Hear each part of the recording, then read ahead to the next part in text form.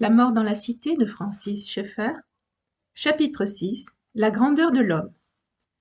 Au début de cet ouvrage, j'ai cité Romains 1, versets 21 et 22, passage qui nous explique pourquoi l'homme se trouve dans une situation inextricable. Après avoir connu la vérité, il s'en est délibérément détourné. Puis nous avons vu comment ce même abandon s'est produit dans notre génération au cours des dernières décennies. Enfin, par un parallèle entre notre époque et celle de Jérémie, nous avons montré quel message nous devons prêcher à notre société post-chrétienne. Reprenons maintenant l'analyse de l'Épître aux Romains et penchons-nous à nouveau, et tout d'abord, sur ces 2 versets du chapitre 1 pour y découvrir la vision biblique de l'homme lui-même, de sa nature et de sa grandeur. Les gens cultivés de notre époque ont de plus en plus tendance à se faire les champions du déterminisme sous une forme ou sous une autre. Déterminisme chimique, tel que le professait autrefois le marquis de Sade et dont aujourd'hui Francis Crick admet toujours la validité, ou déterminisme psychologique mis à la mode par Freud et son école. Le déterminisme chimique définit l'homme comme une combinaison d'agents chimiques. Le déterminisme psychologique veut que Le déterminisme chimique définit l'homme comme une combinaison d'agents chimiques. Le déterminisme psychologique veut que chacune de nos décisions soit déterminée par ce qui nous est arrivé dans le passé. Il en résulte que l'homme, qu'il soit déterminé chimiquement ou psychologiquement, n'est plus responsable de ce qu'il est ni de ce qu'il fait. Il ne peut donc modeler l'histoire de façon à y laisser son empreinte. L'homme n'est plus, à l'heure actuelle, qu'un des rouages d'une machine cosmique. La Bible, en revanche, a un point de vue totalement différent en ce qui concerne l'homme. Il nous est dit en effet en Romains 1, versets 21 et 22, « Ayant connu Dieu, ils ne l'ont point glorifié comme Dieu, et ne lui ont point rendu grâce, mais ils se sont égarés dans leurs pensées, et leur cœur sans intelligence a été plongé dans les ténèbres. Se vantant d'être sages, ils sont devenus fous. » L'homme a donc fait un choix, il a connu la vérité et l'a délibérément rejetée, ce qui démontre qu'il est un être hors série, capable d'influer véritablement sur le cours d'une histoire empreinte de signification. Créé à l'image de Dieu, l'homme échappe donc à l'engrenage du déterminisme. Son importance est même de tel ordre qu'il peut agir d'une façon décisive sur l'histoire avec des conséquences pour lui-même et pour les autres, pour le temps et l'éternité. Je suis convaincu qu'une des plus grandes faiblesses de la prédication évangélique actuelle réside dans le fait qu'elle a perdu de vue l'assertion biblique de la grandeur de l'homme. Cernés de toutes parts par l'humanisme non biblique et dans notre désir d'y faire front, nous avons insisté sur la perdition de l'homme au point de le réduire souvent à zéro. Certes, l'homme est perdu, mais cela ne signifie pas qu'il ne soit rien. Nous devons résister à l'humanisme, mais sans renier la valeur de l'homme, autrement nous faisons fausse route et manquons la cible. Il est possible d'appuyer fortement sur la perdition totale de l'homme sans cesser d'affirmer avec la Bible sa réelle grandeur. En fait, le seul point de vue biblique peut engendrer un vrai et juste humanisme, car l'humanisme naturaliste ne fait que diminuer l'homme et va même jusqu'à l'anéantir. L'enseignement biblique, au contraire, affirme que l'homme est créé à l'image de Dieu et qu'il peut, malgré son état actuel de déchéance, faire des choses d'une portée immense, influer sur le cours de l'histoire pour le temps et l'éternité, pour soi-même et pour les autres. Par conséquent, les actions de l'homme ne sont pas comparables à celles d'une pièce de théâtre. Elles ne sont pas fixées comme dans un drame.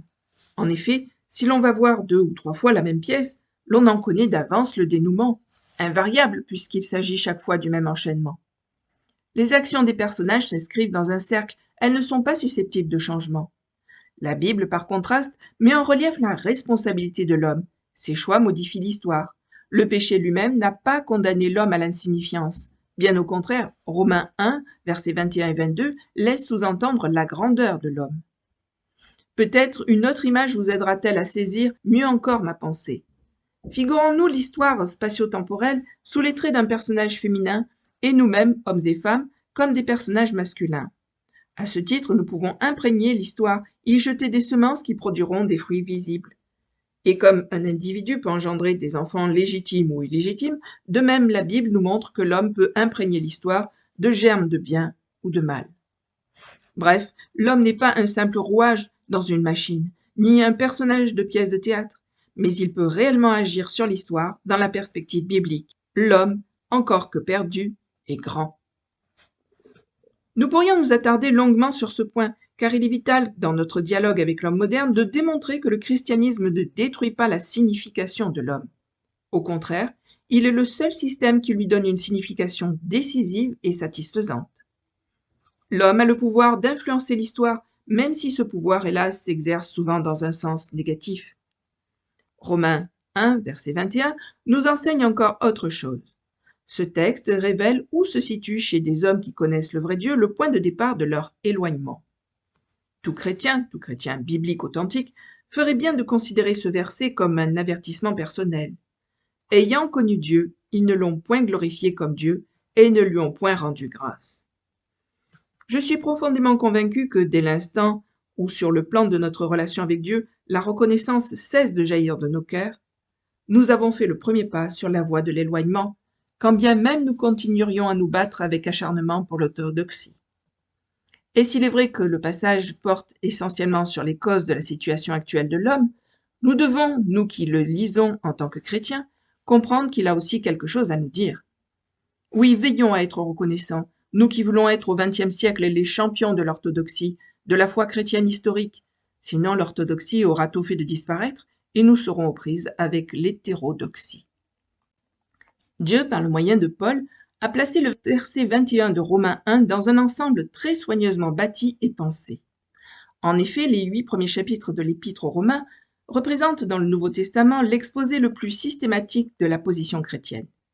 Si dans la texture générale de l'Épître, ils forment en eux-mêmes un tout, c'est à mon sens parce qu'ils exposent les éléments fondamentaux du message de Paul au monde gréco-romain. Rappelons-nous que c'est la seule épître adressée à une église que Paul n'avait pas encore visitée. Lorsqu'il écrit à Corinthe ou à Éphèse, il peut admettre que son message de base y est connu, puisqu'il le leur a prêché. Mais n'ayant jamais enseigné à Rome, il commence son épître en exposant avec beaucoup de soin l'ensemble de la doctrine chrétienne. Puis il rédige les derniers chapitres. La société gréco-romaine n'était pas sur le plan intellectuel très différente de la nôtre. C'était un monde de penseurs extrêmement civilisés comme le nôtre. L'exposé contenu dans les Romains nous montre donc ce que Paul prêchait et ce qu'il estimait indispensable à une bonne compréhension du christianisme. Ces 8 premiers chapitres s'ordonnent d'une façon très logique. Voici les divisions. Chapitre 1, versets 1 à 15, introduction. Chapitre 1, versets 16 à 17, exposition du thème. Car je n'ai point honte de l'évangile, c'est une puissance de Dieu, la dynamis de Dieu, mot qui sert de racine à dynamite, pour le salut de quiconque croit, du juif premièrement, puis du grec, parce qu'en lui est révélée la justice de Dieu par la foi et pour la foi, selon qu'il est écrit, le juste vivra par la foi. Nous avons ici le thème même du message chrétien. Enfin, Romains 1, versets 18 à 8, verset 39, exégèse approfondie ou développement des 2 versets précédents. Cette exégèse se divise elle-même en plusieurs parties. D'abord, la nécessité du salut, du chapitre 1, verset 18 à 3, verset 20. Comme nous l'avons vu, il faut à tout prix un message négatif pour préparer l'homme à écouter le message positif. Puis la justification, chapitre 3, verset 21 à 4, verset 25. Jusqu'ici, Paul s'est contenté de montrer comment on devient chrétien. Dans la 3e section, chapitre 5, verset 1 à 8, verset 17, il suppose que ses lecteurs sont des croyants et traitent de la sanctification dans la vie chrétienne. Cela est évidemment en rapport direct avec le double problème abordé dans ce livre, réforme et réveil, et surtout avec ce dernier. En 4e lieu, vient la glorification qui concerne l'avenir, chapitre 8, versets 18 à 25. Enfin, les versets 26 à 39 du chapitre 8 nous assurent que la vie éternelle nous est acquise une fois pour toutes, à jamais. La structure de ces chapitres repose donc sur un développement très rigoureux. Ceux que le ministère oblige à voyager beaucoup sont en général les porteurs d'un message de base qu'ils adaptent de lieu en lieu selon les besoins. Je pense qu'il en fut ainsi pour Jésus. Il donnait souvent le même enseignement, le même message, mais avec les légères modifications requises par la situation qui n'étaient jamais tout à fait la même. C'est ce qui explique, du moins en partie, les légères variations que nous trouvons dans les évangiles. Je suis aussi certain que si nous avions pu suivre Paul dans ses voyages, nous l'aurions entendu proclamer, en de multiples occasions, le même message de base, afin de donner à la prédication de l'évangile un contenu suffisant. En fait, partout où la prédication et l'évangélisation ont excellé, elles ont eu pour caractéristiques invariables la solidité et la consistance, sans lesquelles l'on ne peut espérer que les gens parviennent au salut. Ceux qui connaissent les idées de Marshall McLuhan s'exprimeraient ainsi: communiquer à faible dose ne suffit pas, il faut communiquer à haute dose. Le christianisme doit être communiqué avec toutes les données nécessaires. Il n'est donc pas étonnant que Paul se soit attaché à fournir toutes les informations indispensables à ceux qu'il évangélisait. Je m'arrête maintenant à cette phrase du verset 16. Car je n'ai point honte de l'évangile. Ici, comme au verset 5 du chapitre 5, Paul appuie sur la même touche, sur l'idée de honte. Mais dans chacun des passages, la perspective diffère. Au chapitre 5, l'apôtre a en vue des chrétiens. C'est pourquoi il écrit « Or l'espérance ne trompe point, parce que l'amour de Dieu est répandu dans nos cœurs par le Saint-Esprit qui nous a été donné. » Cela veut dire que dans l'expérience, à partir du moment où l'on a accepté Christ, l'on n'aura pas lieu d'être confus ou honteux. Dans Romains 1, verset 16, en revanche, ayant cette fois en vue les non-chrétiens, Paul déclare que lui, le prédicateur, l'homme cultivé, n'a pas honte du système de l'Évangile, vérité dont le contenu embrasse l'ensemble du réel, quand il l'expose aux esprits policés du monde gréco-romain. Non, il n'en a pas honte, car l'Évangile apporte à l'homme les réponses qu'il cherche et qu'il ne saurait trouver ailleurs. À moins de comprendre qu'il n'y a aucune raison d'avoir honte de l'Évangile et des réponses qu'il donne, nous ne pourrons pas nous exprimer avec assurance. Et si nous n'avons pas cette assurance, nos interlocuteurs nous sentiront sur la défensive, ce qui ne recommandera pas l'Évangile à leurs yeux. C'est précisément cette attitude intellectuelle défensive dans la prédication de l'Évangile au monde cultivé qui en diminue l'efficacité. Mais Paul nous enseigne une toute autre attitude.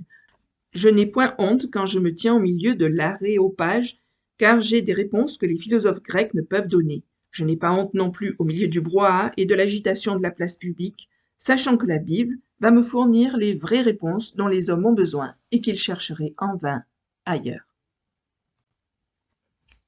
Suite de la lecture du chapitre dans une autre vidéo. À bientôt, merci. Au revoir.